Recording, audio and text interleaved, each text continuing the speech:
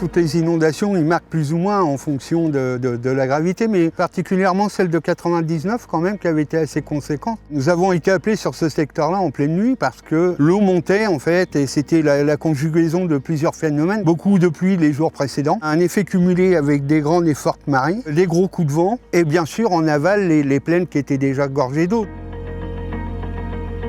Le travail après, c'est le retour à la vie normale pour les gens parce que être mis à l'abri pendant quelques heures, voire quelques jours, après on a hâte de retrouver son bien. Dans quel état, on n'en sait rien. Dans les années 90, la Seine-Maritime a subi des inondations importantes et récurrentes. Suite à ça, le territoire séno-marin s'est organisé de manière à gérer les inondations à l'échelle des bassins versants. Dès 1999, les premiers syndicats de bassins versants se sont créés et aujourd'hui, tout le territoire de la Seine-Maritime est couvert par ce type de structure. Un bassin versant est un territoire au sein duquel toutes les eaux s'écoulent vers un même exutoire. Il est délimité par une ligne de partage des eaux. Notre territoire est soumis à 4 risques d'inondation différents. Les débordements de cours d'eau, les inondations par ruissellement, par remontée de nappes phréatiques et par submersion marine.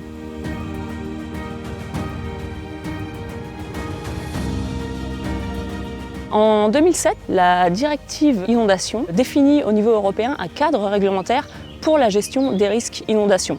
Suite à ça, en 2012, les services de l'État ont identifié plusieurs territoires à risque important d'inondation, donc TRI, sur la France entière et parmi eux, sur notre territoire, celui de Dieppe. Ce TRI concerne l'essentiel des activités économiques et de santé du territoire, potentiellement exposées au risque inondation. En 2016, il a été défini au niveau local une stratégie locale de gestion du risque inondation, dite SLGRI. Et c'est pour rendre opérationnelle cette stratégie locale que le territoire a décidé de porter un programme d'action de prévention des inondations en 2018.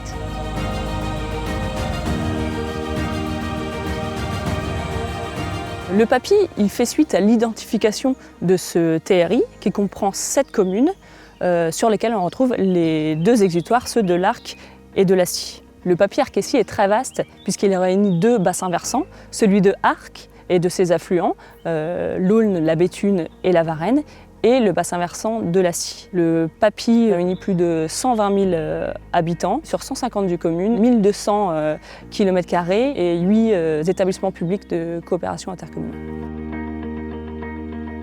Le PAPI a demandé la collaboration de 2 structures préexistantes, le syndicat mixte du bassin versant de l'Arc et le syndicat mixte des bassins versants Sannes, Vienne et Scie. C'est un projet qui est pensé depuis très longtemps et qui a demandé un gros travail de concertation entre ces 2 syndicats de bassins versants, les services de l'État, les EPCI du territoire, les PETR, des associations locales, etc.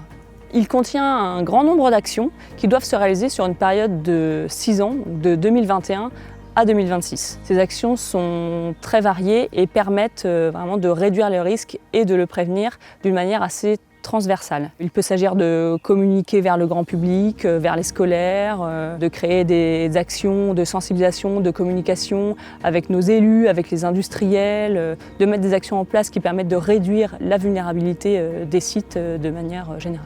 Certaines actions sont la continuité des actions déjà menées par les syndicats de bassins versants depuis près de 20 ans. Je pense par exemple à l'accompagnement des communes dans l'élaboration de leurs plans communaux de sauvegarde. Au-delà des risques inondations qui sont assez bien connus sur notre territoire, le PAPI va prendre aussi en compte les conséquences pressenties du changement climatique sur notre territoire.